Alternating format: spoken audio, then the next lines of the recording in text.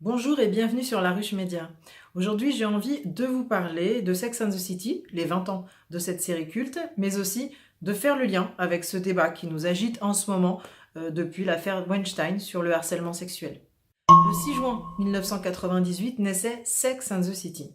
C'est une série de ruptures, comme on dit. C'est une série qui, avant et après, ont inscrit des choses différentes dans la mentalité des femmes et des hommes. 4 nanas new-yorkaises dans le vent, complètement névrosées et qui parfois, par les médias, ont été traitées de femmes caricaturales et un petit peu... elles exagéraient le trait. Je regarde les nouveaux épisodes qui sont en train de diffuser sur TV en ce moment pour les 20 ans. Ils rediffusent l'intégralité des saisons. Je vois très bien que les femmes ne sont pas du tout ce qu'on imaginait. Elles montrent avec simplicité et humour la fragilité du monde féminin. Elles expliquent à quel point finalement dans une femme il y a plusieurs femmes. Elles sont parfois tristes, parfois...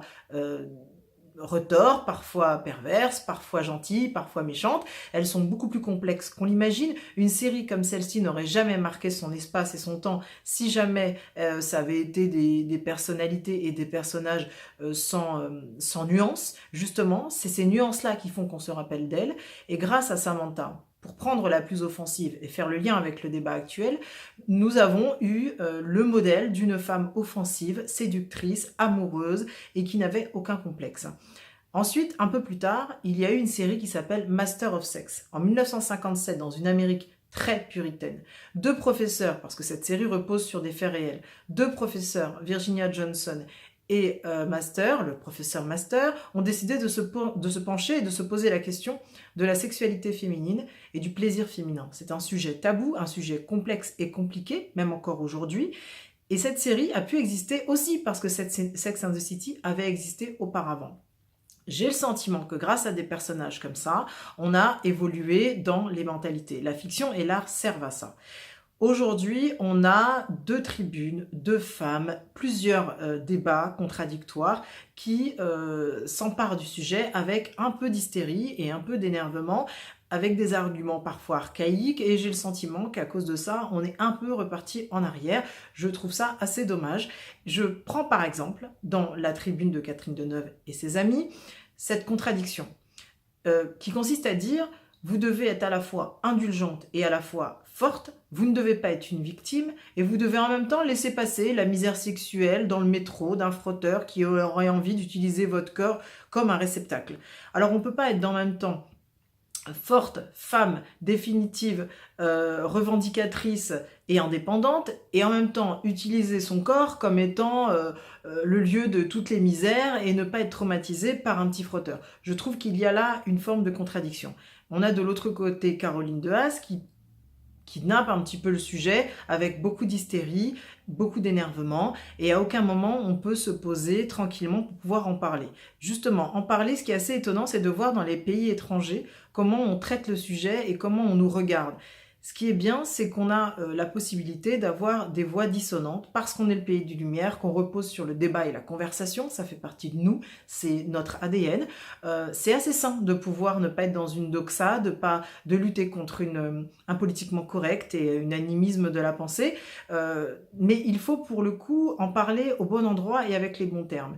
Cette guerre est devenue une guerre des mots et une guerre de la sémantique, utilisée par la télévision et les réseaux sociaux. À la télévision, par exemple, cette semaine et la semaine dernière, nous n'avons pas eu un débat d'1 heure, de 2 heures, avec en face Caroline de Haas et de l'autre côté Catherine Deneuve ou Millet qui pourraient argumenter, développer leurs arguments. Non, on a eu Brigitte Lahaie qui pleurait, Catherine Millet d'un côté chez Barthez et le lendemain chez le même Yann Barthez, on a eu Caroline de Haas, mais à aucun moment on a pu se poser. On est dans un temps rapide, un temps des médias, de la télévision urgente, et le débat est confisqué par tout ça et nous sortons du sujet en mélangeant absolument tout. Quand on parle d'éducation, par exemple, c'est intéressant. Il faut éduquer les filles, comme l'ont dit les 100 femmes, mais là où elles se limitent, et c'est la limite de toute leur argumentation, c'est qu'il faut aussi éduquer les garçons. Et pour ça, il y a des modèles importants qui doivent véhiculer dans l'art, depuis le livre sacré jusqu'au dernier roman de Virginie Despentes. L'art est important dans toute sa grandeur pour pouvoir nous apporter des modèles valorisants. Ma génération, on avait Blanche-Neige, elle faisait des tartes aux pommes, elle attendait son prince, vainement, et aujourd'hui, les petites filles de 10-12 ans ont connu Réponse, ont connu Rebelle et d'autres modèles montrés par Pixar et d'autres industries plus valorisants, beaucoup plus intéressants, qui permettent aux filles et aux garçons de comprendre qu'il faut d'abord s'entendre et s'éduquer pour arriver à se parler et ne pas codifier les relations humaines comme ça pourrait l'être aux États-Unis aujourd'hui. C'est très très très très important de parler d'éducation, mais il ne faut pas en parler à moitié. Si nous parlons aussi d'éducation, je vous renvoie au livre de Geneviève Fraisse, qui est paru en 2007 chez Le Seuil, mais qui réapparaît ces jours-ci avec une argumentation développée. Ce sont de nouvelles éditions et ça tombe très très bien.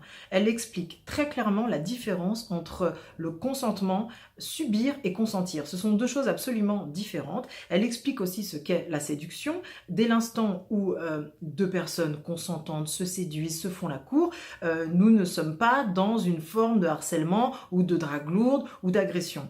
Donc le mot séduction, qui est un petit peu dans ce débat, n'a absolument, à mon sens, rien à y faire. La séduction, c'est la séduction. On ne va pas codifier les rapports humains, comme je disais tout à l'heure, et faire la différence avec l'agression. Et c'est là qu'il faut éduquer les enfants d'aujourd'hui. Pour conclure, je dirais que 91% des Français s'intéressent à ce sujet et indiquent que c'est un sujet important.